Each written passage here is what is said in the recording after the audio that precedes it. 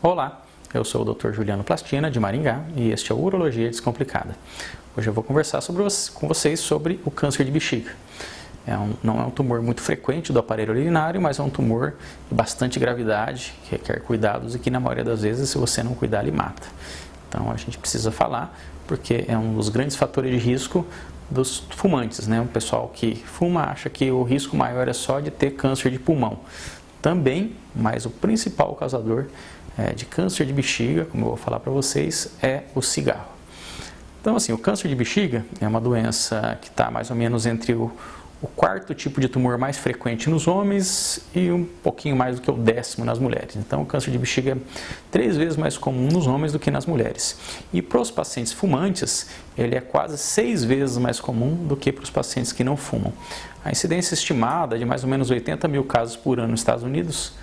Então, é um câncer que também a gente vê com frequência, a gente que faz urologia vê com frequência, e diferente de, por exemplo, o câncer de próstata, que tem um início mais devagar, mais lento, e às vezes não mata, o câncer de bexiga se você não fizer nada, invariavelmente ele vai crescer e vai matar.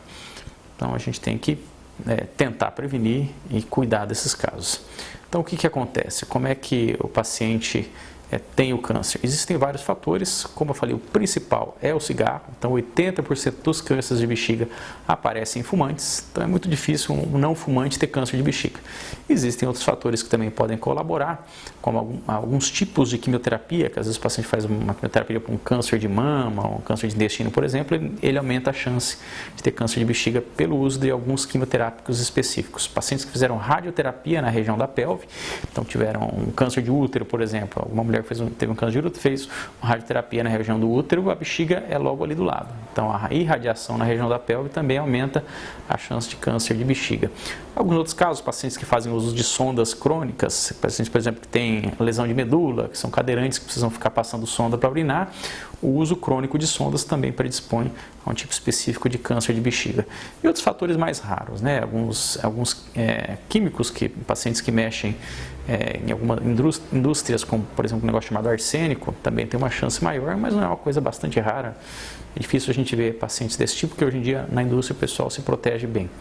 E um patógeno, que é o esquistossoma, não o esquistossoma que existe, é um parasita, que ele parasita o fígado. Aqui no Brasil ele é conhecido como esquistossomíase. Ele tem também um específico da bexiga, que não existe no Brasil, né? Existe mais em regiões da África, mas também é uma causa de câncer de bexiga. E como que se descobre o câncer de bexiga? Ele normalmente dá sangramento. Então, quase em 90% dos pacientes, o primeiro sintoma é o sangramento. Esse tumor surge dentro da bexiga, ele vai, dependendo do caso, quando for pequeno, às vezes ele já sangra, em alguns casos, quando ele só quando está muito grande que ele sangra. Então, assim, a gente espera que ele sangre o quanto antes, porque aí o paciente tem esse sinal e vai procurar o médico, que normalmente faz o diagnóstico. Então, ele pode sangrar independente do tamanho, mas normalmente o primeiro sintoma é o sangramento. Eventualmente, o paciente pode ter uma infecção urinária, pode ter uma cistite, decorrência do tumor, predispõe à infecção, vai no médico, trata e acaba investigando e descobrindo o tumor. Algumas vezes pode ter dor na região da bexiga, dor pélvica. Isso é mais para casos de tumores avançados, que o paciente ou não teve o sangramento, ou realmente teve, mas não deu bola e não cuidou. E os sintomas mais variados em tumores muito avançados, emagrecimento, perda de peso e dor óssea quando já tem metástase. Mas o principal sintoma é sangramento. Porém, ele é um tumor que aparece mais depois dos 50 anos, 50, 60 anos. Então, não é um tumor que dá em paciente jovem. E isso eu digo para vocês porque é muito comum ter sangramento também em paciente jovem. Paciente que, às vezes, mulheres têm uma cistite, com 20, 30 anos, além da infecção também sangra, sai sangue na urina e a pessoa assusta. Então, dificilmente um paciente antes dos 40 anos tem algum câncer de bexiga por causa de sangramento. Outras vezes pode ser só pedra, né? O cálculo na urina às vezes se mexe dentro do rim, desce para a bexiga, machuca e pode causar sangramento. Então, principalmente importante os pacientes acima de 40 anos que forem fumantes, principalmente, tiverem sangramento na urina, procurar o mais rápido possível o urologista, porque a primeira hipótese que a gente sempre pensa é câncer de bexiga nesses casos. Abaixo dessa idade, abaixo dos 40 anos, é mais raro o câncer de bexiga, mas também, claro, se tiver sangramento na urina, tem que procurar o seu urologista.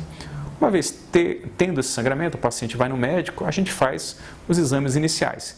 Então, primeiramente, você faz, claro, um exame de urina para confirmar o sangramento, ver se não tem infecção associada. Às vezes você faz um ultrassom, e no ultrassom já pode aparecer um nódulo, mas mesmo que o paciente faça um ultrassom e esteja tudo normal com esse ultrassom, você deve fazer, nesses casos, o paciente acima de 40 anos que tiveram sangramento na urina, o ideal é você fazer a cistoscopia, que é uma endoscopia da bexiga. Pode ser feito com anestesia local, o médico vai passar um aparelho por dentro do canal da urina, né, no homem, na mulher, pelo pênis no homem, pela mulher é pela vagina mesmo, pela uretra, e vai olhar com uma pequena câmera dentro da bexiga e ver se tem algum tumor. Uma vez diagnosticado, você pode já fazer uma biópsia desse tumor, e aí, confirmando que é um tumor maligno mesmo, aí você parte para o tratamento definitivo. Inicialmente, qualquer tumor que você tenha esse diagnóstico, às vezes você nem faz biópsia, às vezes você vê no ultrassom uma imagem muito característica, você já vai para o tratamento, que a princípio é um tratamento endoscópico, com uma anestesia RAC, normalmente, aquela anestesia que é a anestesia da cintura para baixo.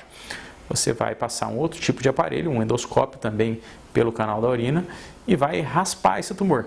Então imagina que a bexiga é um balãozinho oco, e que esse tumor está nascendo na paredinha dela, como se fosse um pequeno nódulozinho pendurado. Então você vai com esse aparelho, ele como se ele tivesse uma pazinha, e você raspa esse tumorzinho e tira os pedacinhos dele.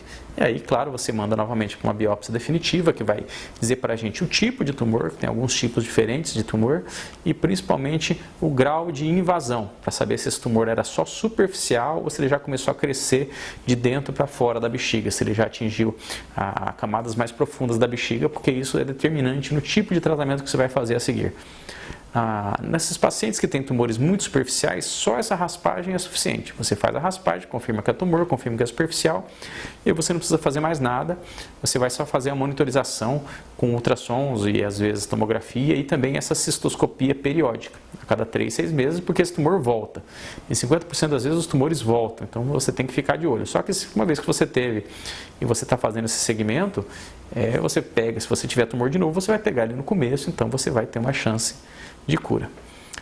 Alguns pacientes que são tumores um pouco mais agressivos, você pode utilizar alguns tipos de quimioterápicos que você faz, ou às vezes dentro da bexiga, que são quimioterápicos mesmo, tem alguns que chamam imunomoduladores, uma substância que você coloca dentro da bexiga para diminuir a chance desse tumor voltar. Não é todo caso que precisa fazer isso, mas não é uma quimioterapia daquelas que cai cabelo, que fica mal, é só colocar um remedinho dentro da bexiga uma vez por semana. Em alguns pacientes que têm tumores muito agressivos e que não podem se submeter a cirurgias mais agressivas, você pode fazer quimioterapia, dessas quimioterapias mesmo, essa que cai cabelo, que dá enjoo, que debilita bastante o paciente, mas que você consegue às vezes curar. E junto com radioterapia você pode fazer também, radioterapia na região da bexiga, para tentar matar esse tumor. Você faz essa raspagem, confirma o diagnóstico, pode fazer uma quimioterapia e uma radioterapia em conjunto, às vezes faz só a radioterapia, se o paciente for muito debilitado, um paciente muito idoso e às vezes não conseguir suportar a quimioterapia, você pode fazer só a radioterapia. E nos casos mais agressivos, que esses tumores são mais profundos, só essa raspagem não é suficiente. Então, nesses casos, você tem que fazer a retirada da bexiga. É uma cirurgia bastante complexa, uma das maiores cirurgias que tem dentro da especialidade de urologia, que você tem que tirar toda a bexiga. No homem sai a bexiga junto com a próstata, você tira alguns gânglios que estão lá dentro para evitar de ter metástases. Na mulher você tira a bexiga e o útero e uma parte das trompas. Normalmente esse câncer dá em pessoas, no homem e na mulher dá depois dos 50, 60 anos, então a maioria dos pacientes não precisa ter mais filhos, então isso não é tanto um problema.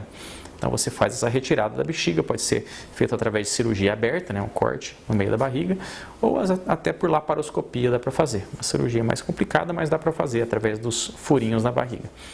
Retirando a bexiga, tem 2 jeitos daí de você voltar a urinar. Você tirou a bexiga, a urina tem que sair por algum lugar. Então, ou você reconstrói a bexiga com pedaços do intestino, então você constrói uma bexiga nova com pedaços do intestino e coloca de volta no canal da urina, então o paciente vai urinar pelo pênis ou pela uretra na mulher, E, em alguns casos, que isso não é possível, porque o paciente é muito idoso ou com um tumor muito agressivo, você faz um conduto de intestino. Você faz uma pequena bolsinha aqui na barriga, né? O paciente vai ter uma boquinha de intestino ali na barriga e colar uma bolsinha por onde vai sair o xixi. É uma coisa que realmente é um pouco desconfortável no começo, mas o paciente acaba se acostumando, porque é o que eu falo para os pacientes, melhor estar com essa bolsinha, estar vivo, do que deixar o câncer lá e morrer, e aí não interessa o que você vai ter ali. Tá? Então, em alguns casos, realmente é um tumor agressivo que precisa de tratamento agressivo.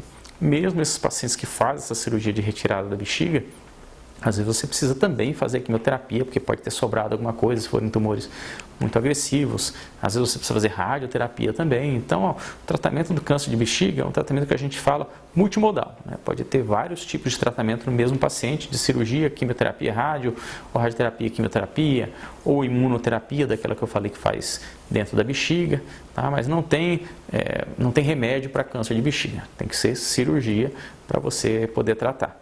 E claro, o que a gente não tem como prevenir o câncer de bexiga sem a gente falar para os pacientes que tem que parar de fumar. Tá? Então, como eu falei, se o câncer de bexiga dá em fumantes quase 6 vezes mais do que os não fumantes, se o paciente parar de fumar, depois de um prazo aí de uns 5, 10 anos, ele volta ao risco normal dos pacientes que não fumam. Então, para você também que fuma, não fique preocupado só com o pulmão, né? Eu faço o raio-x do pulmão para ver se eu tenho câncer, então eu estou tranquilo. Não, porque você também pode ter um câncer de bexiga e pode ter um câncer agressivo, então você tem que cuidar. Fumar não é só ruim para o pulmão, também faz mal para a bexiga. Então é isso aí. Qualquer dúvida vocês perguntem nos comentários e até a próxima.